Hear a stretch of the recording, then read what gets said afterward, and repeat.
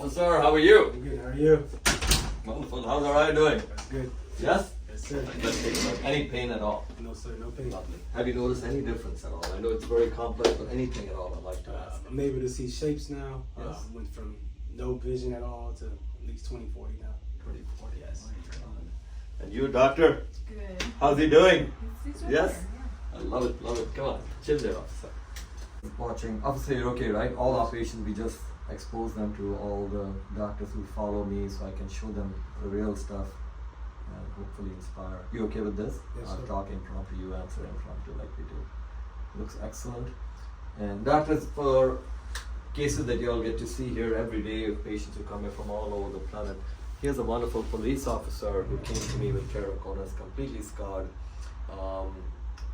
very high reg listing to 11.5, and we have put in an INTAC ring through his scar, through less than hardly 80 microns underneath now, through the scar, and how we've been doing this for decades, and he's moved from 11.5 to 3.4 diopters, doc. And I always like to put the patient on camera as whatever they feel is how you should be taught, inspired, and get addicted to helping them. Right, officer? Yes, sir. So, very short, quick history, please.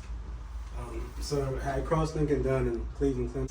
I was told there was no other option due to the high stigmatism from scarring. I would have to get a transplant.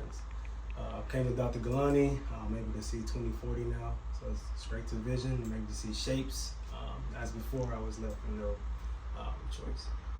Again, I'm sure his doctors did the best, and complications can happen, but my desire over here was, so he came in completely scarred, cornea down to less than 300 microns, and the area of the scar was even thinner. And you see this, I put a ring in and used the laser for this. So I fooled the laser by putting a differential channel here, and that's the laser entry, so no stitches always.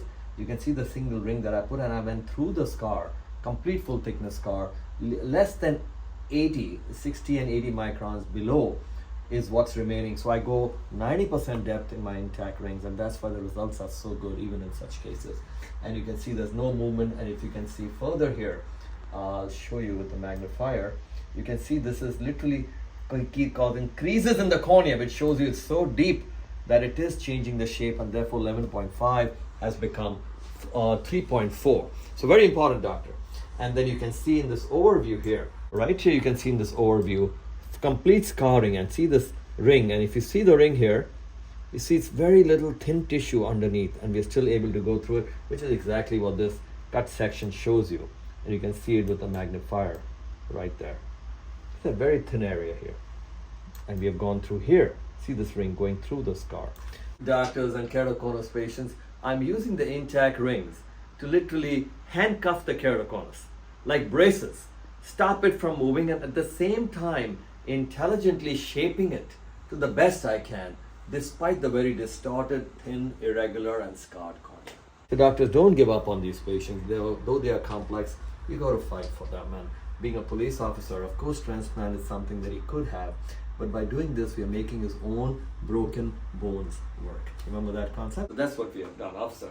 Yes, sir. Somewhat like what you do. Yes. Handcuff the bad stuff. And come to that stuff.